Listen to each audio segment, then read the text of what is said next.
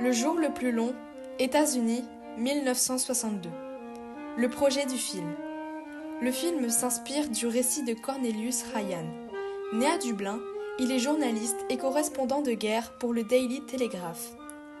Après la guerre, Ryan décide de raconter cette journée. Pendant 9 ans, il enquête auprès de 49 correspondants et de milliers d'anciens soldats. Ryan emprunte le titre à Rommel, qui fortifie le mur de l'Atlantique et qui énonce à son officier d'ordonnance Lang « Les premières 24 heures seront décisives. Pour les Alliés, comme pour nous, ce sera le jour le plus long. »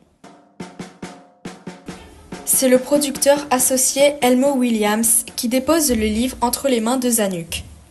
Zanuck flaire tout de suite le potentiel de l'œuvre de Ryan. Il persuade la Fox d'acheter les droits pour 175 000 $. Ryan accepte à la condition d'être scénariste. Le synopsis. Le film comporte 2 parties. La veille du débarquement, après leur hache, les parachutistes dans la nuit du 5 juin et les troupes débarquées sur les plages. La première partie accorde une large place aux spéculations de tous les protagonistes sur l'évolution de la météo d'Eisenhower aux simples parachutistes. Les généraux allemands ne sont pas en reste, scrutant la tempête qui balaie les côtes normandes. Autre préoccupation pour comprendre les messages codés. La deuxième partie nous plonge dans la bataille fabuleuse, indécise, angoissante, faite d'exploits héroïques, inutiles, de hasards heureux, de contretemps funestes. Zanuck nous plonge dans l'événement réel, presque dans le documentaire.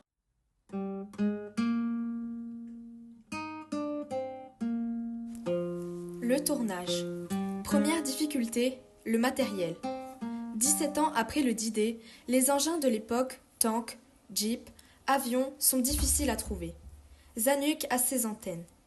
Il faut trouver des armes allemandes, acheter 600 000 cartouches à blanc, confectionner des milliers d'uniformes. Puisqu'on évoque les chiffres, le film engloutira 140 000 litres de peinture, 50 000 kilos de vieux pneus qui seront brûlés, 390 000 litres d'essence, 36 kilomètres de fil de fer. Si l'on ajoute les décors, on atteint le chiffre d'1 million de $. Zanuck dira à son ami Lord Mountbatten, en visite lors du tournage, « J'ai eu plus de travail qu'Eisenhower n'en a eu le jour J.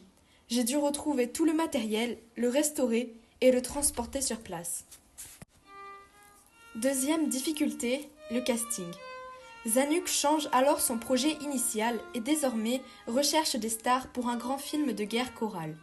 Il a une cible, John Wayne, dont d'après lui, la signature entraînera tout Hollywood. Wayne exige 250 000 $, un cachet considérable. Zanuck ne discute pas et comme prévu, de grandes stars signent dont Henry Fonda et Robert Mitchum.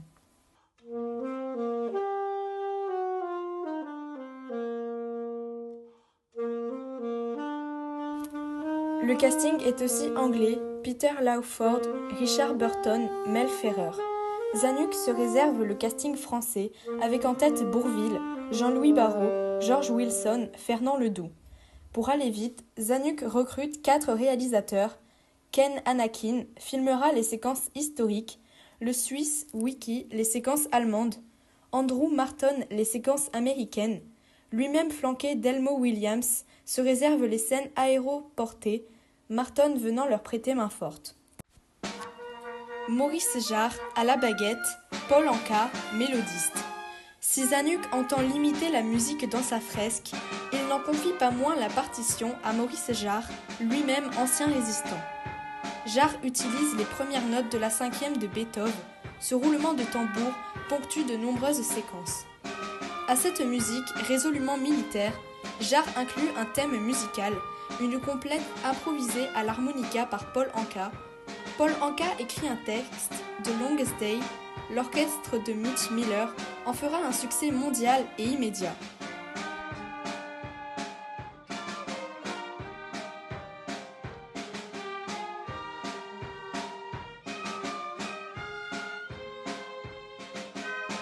Tourné dans plus de 31 lieux différents, utilisant le savoir de conseillers militaires de toutes les nations impliquées dans le débarquement, reconstruisant un matériel qui n'existe plus, monopolisant le matériel et les hommes de l'armée américaine, des cascadeurs européens et américains, des parachutistes. Le jour le plus long est un film véritablement impressionnant. Fresque documentaire, le film fait un triomphe. Daryl F. Zanuck ressort en grand vainqueur de cette grande bataille cinématographique qui lui permet de sauver la Fox, sa société de production, de la faillite.